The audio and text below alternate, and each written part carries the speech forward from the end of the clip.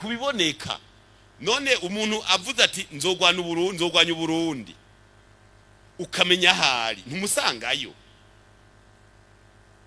none muri Kongo ntibara bavuga ko ariyo bari reka nabi wacu ajeyo niyo byagongana bakubitanire hariya mugabo abanyagihugu b'igisenyi babeho neza byahereye hanze hari ico nonaho yega turashobora no kubivuga none uvuze ko ugwanya Uburundi nguri Kongo nibaza kugupaturira ngo bakubone bakura. Ndasubiriye kubaha kaze mwe Barundi namwe Barundi kazi tubana mu makuru n'ibiganiro bya misi yose tubashikiriza kuri monesha kuri yanyu mukunda cyane ya Isange TV. Ndabaye kaze rero mu makuru yo mwiri joro mudukurikira rero muri mu mihingo itandukanye. Ndabaye kaze akana akaryo keza rero ko kugira tubashikirize zimwe mu ngingo nkuru amakuru yacu ari buze kwibanda ko niteka n'umunezero ntangere byo gusubira kubana namwe mwanywanyi tubana mu makuru n'ibiganiro bya misi yose twama turabashikiriza kuri monesha kuri yanyu mukunda cyane ya Isange TV. Dore rero zimwe mu ngingo nkuru amakuru yacu ari buze gushimikira ko mwiri joro turanyarukira muri leta y'u Burundi. Nyuma yuko umukuru w'igihugu cy'u Burundi Evariste Ndayishimiye agendeye intara ya Kirundo, nyuma yaho agashikiriza abanyagihugu ko azotera u Rwanda. Ni ibintu byamye biravugwa ku mbuga ngurukana bumenyi, mwarabyumvishe aho ndetse yabariye abarundi ko bagomba kuryamira amajanja ngo isaha n'isaha ngo bashobora kujya mu ntambara n'u Rwanda. Byaramaze kabiri biravugwa, nyuma yaho umukuru w'igihugu cy'u Burundi asa n'usabye ikigongwe avuga ko intambara yo hagati y'u Rwanda n'u Burundi yoba itakibaye, ndetse avuga ko abari bafite amero bo yasubiza mwisaho. Nyuma yaho rero mwaragiye murumva bamwe bakavuga ngo leta y'u Burundi irafise gahunda yo gutera u Rwanda, gusa u Rwanda nta kintu na kimwe rwigeze rusigura ku ivyo bintu rwaricecekeye. Nyuma yaho rero umukuru w'igihugu cy'u Burundi yasohoye imvugo z'ibitutsi akavuga ngo abantu ni impene n'izindi mvugo zibiba urwanko hagati y'u Rwanda ndetse n'u Burundi. Ico gihe rero umunyamabanga mukuru umugambwe CNDD-FDD Reverien Ndikuriyo murabizi ko yari kwa muganga atari yava mwa muganga nyene aho yaragwariye. Nyuma yuko rero ibi byose bibaye twarabibabwiye tubabarira kungene bagye baranyonorana, leta y'u Rwanda ishira abasoda bayo ku mipaka, leta y'u Burundi bibuko gusa nyine u Rwanda gwiteguye ko urwo hava rutegwa n'u Burundi. Ibyo byose ntibyabaye twarabibashikirije. Nyuma y'ivyo rero umunyamabanga mukuru umugambwe CNDD-FDD Reverien Ndikuriyo agishika mu Burundi yaciye agirisha inama n'abasoda na eta majoro barabire hamwe ukungene bo hinyanyura ujya mugambi wo gutera u Rwanda.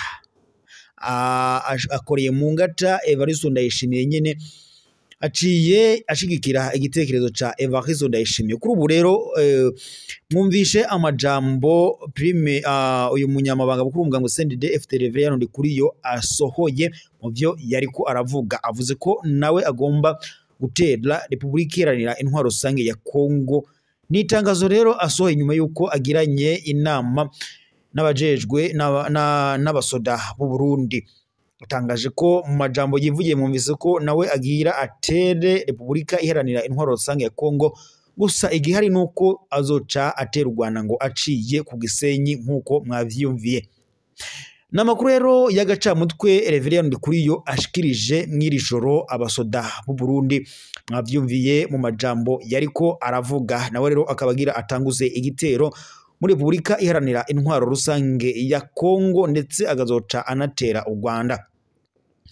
Murabizi neza ko kuva mu mwaka wa 2015 leta y'u Rwanda ndetse na leta y'u Burundi vyamye birabanaho mu kuba nyene bitamiranye neza, umutekano waratosekaye. Leta y'u Burundi ikirongowe na Pierre Nkurunziza murabizi neza ko higeze kuba coup d'etat yaritewe na Niyombare.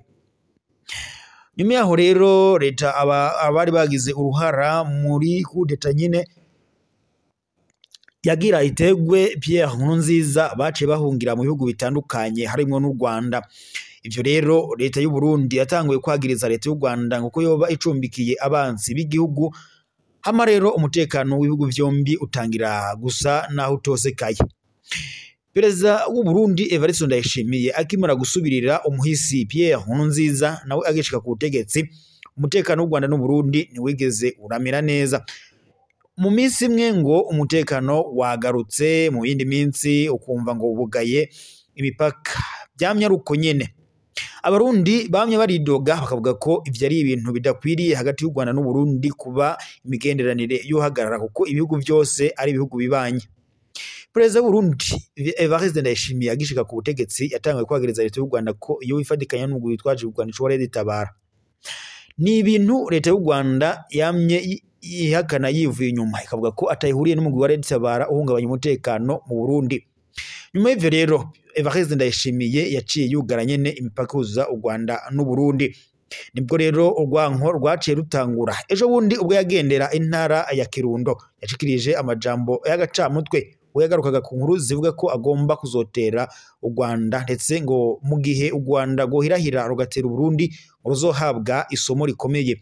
Ivyo rero byabaye nkaho abivyo urwanko ndetse akanguriye abanyagihugu b'u Burundi ngo kwama abarikanuye. Nyuma yaho rero Pierre Evariste Ndayishimiye yaje kwisubira ko nyene avuga ko intambara yoba ngo ihagaze, atangura kuvuga ko ngo byose ari ibihugu bibanyi. Hari amajambo menshi yamye aca ku mbuga ngurukana bumenyi asubirwamo n'umukuru w'igihugu cy'u Burundi Evariste Ndayishimiye avuga ngo igihugu yo gitewe n'ikindi kiba kigomba gucungera umutekano mu rwego rwo kumvikanisha ko intambara hagati y'u Rwanda n'u Burundi itakibaye. Byabaye rero ibintu bibaye nkaho bibuze isiguro, gusa abanyagihugu bahora bafise ubwoba bakavuga ngo u Rwanda ruzotera, u Burundi buzotera. Hagati rero y'abanyagihugu bombi ibintu bibura uburyo. Gusa ku ruhande rw'u Rwanda ntigwigeze rugira ikintu na kimwe rutangaza ku ntambara rwoba rwotegura kurwana na Repubulika y'u Burundi. Nyuma y'uko rero Evariste Ndayishimiye atangaje intambara ku Rwanda, nyuma yaho bikaza gusa nkaho bihagaze. Kuri ubu rero umunyamabanga mukuru w'umugambwe CNDD FDD Reverien Ndikuriyo kuva yagakukuruka i Dubai aho nyene yaragwariye, nawe aciye ashinga intahe ko ivyo Evariste Ndayishimiye yagira kore byo gutera u Rwanda ngo vyari ibintu by'ingenzi. Nawe rero aciye akoresha inama igisuda cy'u Burundi. Kuri ubu ngubu avuye mu gacerere aciye asigura ko agiye gutera Repubulika Iharanira Intwaro Rusange ya Kongo, akazohava aca yinjira i Rwanda. Leta y'u Burundi na leta y'u Rwanda ntabwo bibameranye neza, gusa nubwo uyu munyamabanga mukuru w'umugambwe CNDD FDD Reverien Ndikuriyo atangaje ko azotera Repubulika Iharanira Intwaro Rusange ya Kongo. Murabizi neza ko leta y'u Burundi ndetse na leta ya Kongo birafisanye umubano ntangere, na cyane ko leta y'u Burundi irongowe na Perezida Evariste Ndayishimiye yohereje abasoda muri Repubulika Iharanira Intwaro Rusange ya Kongo ngo bajye gufasha igisirikare ca leta ya Kongo FARDC guhangana n'umugwi witwaje ibigwanisho M23. Si ivyo byonyine rero kuko barafisanye n'umubano ntangire. Perezida w'u Burundi aragendera perezida wa Kongo Antoine Félix Tshisekedi Tshilombo ndetse na Antoine Félix nawe akagendera leta y'u Burundi. Mbega uravye hari umubano udasanzwe.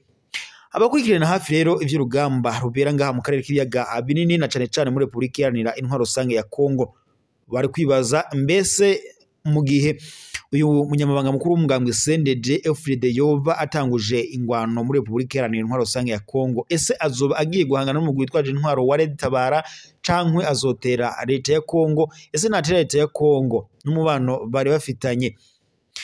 Bivuga ko amadolari Evariste Ndayishimiye yoba yarahawe na perezida wa Kongo Antoine Félix Tshisekedi yazoca ayamuryoza. Gusa bivuga ko rero uravye intambara izoca ihindura isura mu gihe leta y'u Burundi yo biteye Repubulika Iharanira Intwaro Rusange ya Kongo.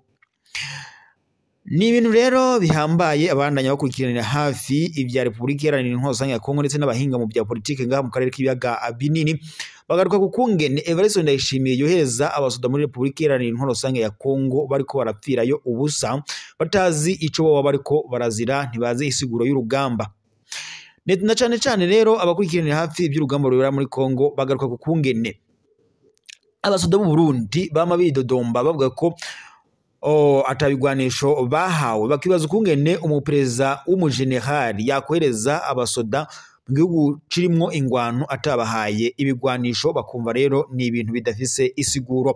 Kuri ubu rero Perezida Evariste Ndayishimiye yoba yagiranye umubano n'uyu nyene munyamabanga mukuru w'umugambwe CNDD-FDD bakaganira ukungene intambara bazoyitanguza nkuko umunyamabanga mukuru w'umugambwe CNDD-FDD mwavyumvishe yabishikirije mu magambo yariko arashikiriza abasoda Burundi ubwo bagiranaga inama. Kuri ubu rero itangazo ryihuta cyane rivuye muri etat majoro iciye risinywa ko na Evariste Ndayishimiye, Prime Niyongabo, Gaspard Baratuza ndetse na Xaveriano Ndikuriyo. Ni itangazo rero rigabisha ko leta y'u Burundi yoba igira itere u Rwanda. Mwanywanyi rero twabanaga mu makuru y'iri joro, reka tube tuyasozereye ngaha, turaza gusubira mu makuru yacu ya mu gitondo. Gusa nakwibuza gufyonda sabone na partage maze ukaza kuba mbere kubona makuru y'imiyaganiro tugushikiriza kwimurisha ko yanyu mukunda cyane ya Isange TV. Turateye yambu dukurikira muri bihugu bitandukanye nk'u Rwanda, Tanzania, Uganda, Kenya, Mozambique, Malawi, Mali ndetse n'ahandi ijya nino kwisi hatandukanye. Turateye yambu kandi abadukurikira bari ngaha mu gihugu cacu c'u Burundi nk'abari mu ntara ya Bubanza, Karusi, Muramvya n'izindi ntara zose zitandukanye, abari mu ducimbiri dutandukanye, amazone atandukanye ndetse n'uducimbiri dutandukanye bigizwe igihugu cacu c'u Burundi. Mwese turabahaye yambu, mwari kari akajyo keza rero kuba twari kumwe namwe, ryari iteka n'umunezero ntangere byo kuba twari kumwe namwe mu makuru n'ibiganiro twabashikirizaga kwimoresha kuri yanyu mukunda cyane ya Isange TV. Amakuru yacu rero yo mwiri joro reka tuyasozere ngaha, turaza gusubira mu gatondo.